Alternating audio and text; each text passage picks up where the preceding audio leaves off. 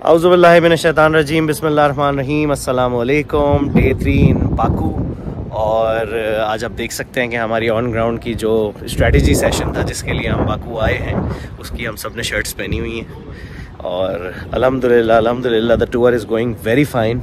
We are tired too. और इस time जो है हम बेसिकली फ़ायर टेम्पल जिसको आतिशगाह भी बोलते हैं और अबशेरोन का ये इलाका है बाकू अज़रबैजान में, हम वहाँ पे इस टाइम पहुँच चुके हैं। ये आपको पीछे दिखाता हूँ मैं, ये सारी की सारी गैलरी है और अब हम म्यूज़ियम के अंदर जा रहे हैं। Thank you temple. तो व्यूअर्स, आज हम चल रहे हैं अज़रबैजान के कैपिटल बाकू के एक ख़ास टूर पर अबशेरोन पेनिनसुला, जहाँ के हिस्टोरिकल फायर टेम्पल और फ्लेमिंग माउंटेन्स ने हमेशा से लोगों को हैरान कर दिया।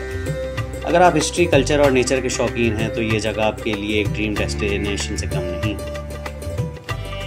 अच्छा, टेम्पल के अंदर आपको बहुत सी छोटे छोटे सेल रूम्स नज़र आते हैं जहाँ से बहुत पुराने वक्त में लोग अपनी रिलीजियस प्रैक्टिसेस को बेसिकली यहाँ पे प्रीचिंग करते थे और ध्यान लगाते थे। इन रूम्स में चलकर ऐसा लगता है जैसे आप हिस्ट्री के किसी बहुत पुराने दौर में लौट गए हैं। हर रूम के अंदर लिखी हुई कहानियाँ और तस्वीरें, वहाँ पे खड़े हुए मुजस्मे, अपने अंदर पूरी सिविलाइजेशन का सफ़र और उसका पूरा कल्चर समेटे हुए हैं। कहीं आप देखते हैं कि लोग जो है किस तरह वहाँ पे बातें करते थे, किस तरह वहाँ पर जो है लोगों की शाम में महफिलें लगती थी, किस तरह वहाँ पे इबादतें होती थी, किस तरह लोग खाना खाते थे। हर तरह के मुजस्मे, तस्वीरें, कहानियाँ एक स्टोरी टेलिंग का मंजर पेश करते हैं। अब हम चलते हैं आतिशगाह की तरफ, जो कि अबशेरोन पेनिनसुला का एक बहुत ही इम्पोर्टेंट लैंडमार्क है। ये फायर टेम्पल यहाँ के ज़ोरोएस्ट्रियन और हिंदू मर्चेंट्स के लिए एक मुक़द्दस मकाम था जहाँ वो इबादत करते थे।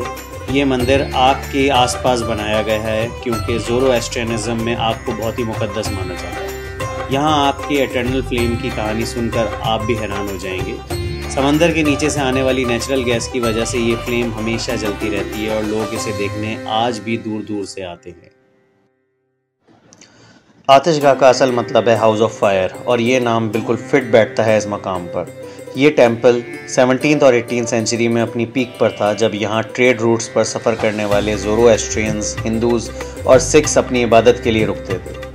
टेम्पल के आंगन में जो शानदार छतरी वाली ये आग का प्याला है, ये ज़ोरोएस्ट्रियनिज़म की शनाख्त का एक अहम हिस्सा है। यहाँ के लोगों के लिए ये मुकाम सिर्फ इबादत का नहीं बल्कि स्पिरिचुअलिटी और पीस का भी मरकज़ था। ये टेम्पल हम सबको ये याद दिलाता है कि हमें हिस्ट्री और कल्चर किस तरह से नेचर के साथ एक बेमिसाल विरासत बनाता है। ओके व्यूअर्स, अब आते हैं एक और बहुत इंटरेस्टिंग जगह पर जिसे कहते हैं यनरदाग यानी फ्लेमिंग माउंटेन। आप सोच रहे होंगे कि ये नाम क्यों दिया गया है, तो बता दूं, ये माउंटेन लिटरल सेंस में जलती है।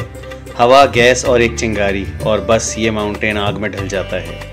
यहाँ की फायर 24 घंटे, हफ्ते के 7 दिन और साल के 365 दिन चलती रहती है। चाहे बारिश हो या हवा, ये साइड देखने का अपना ही एक लुत्फ़ और मज़ा है, स्पेशली रात के वक्त जब फ्लेम का ग्लो और भी इंटेंस हो जाता है।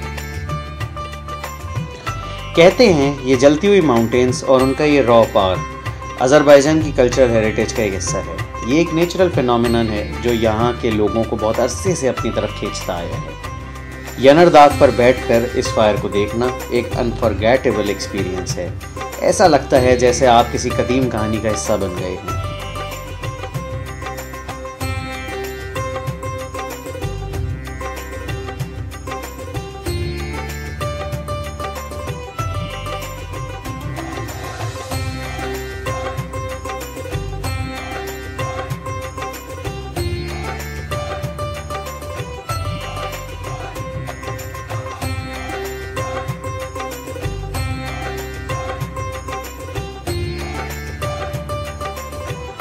तो व्यूअर्स, ये था आज का हमारा टूर जहां हमने देखा बाकू की कुछ ख़ास जगहें। अगर आपको ये व्लॉग पसंद आया हो तो लाइक, शेयर और सब्सक्राइब करना ना भूलिएगा। मिलते हैं अगले एपिसोड में एक और नए एडवेंचर के साथ। तब तक के लिए अल्लाह हाफ़िज़।